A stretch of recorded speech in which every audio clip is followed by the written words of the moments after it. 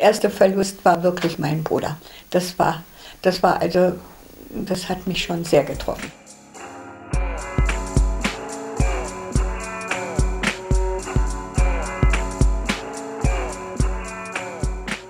Als Kinder war es so, dass wir uns ständig, mein Bruder war 3 Jahre älter, also meine Mutti war immer unglücklich, dass wir uns ständig gezankt haben. Und dann sind wir beide immer zur Mutti gegangen und haben gesagt, Mutti, wir zanken uns doch nur aus lauter Liebe.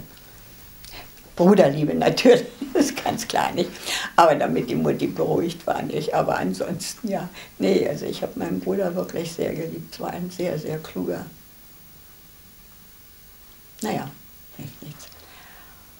Und dann, da hat mir einmal, das werde ich auch nicht vergessen, das war zu meinem letzten Geburtstag noch von Russland her wahrscheinlich oder so geschrieben,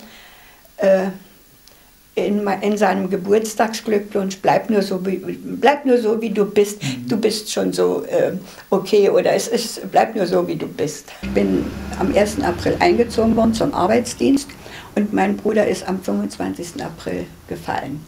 Und also das war für Mutti so ein Schock, die ist über Nacht weiß geworden.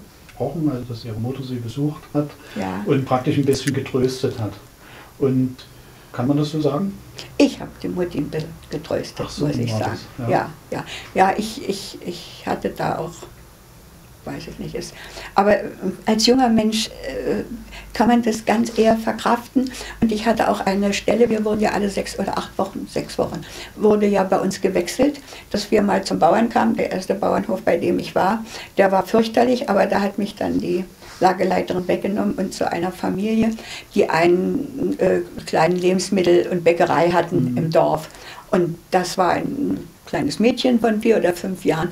Und die waren so lieb und nett zu mir. Die haben mich richtig als Familie betrachtet.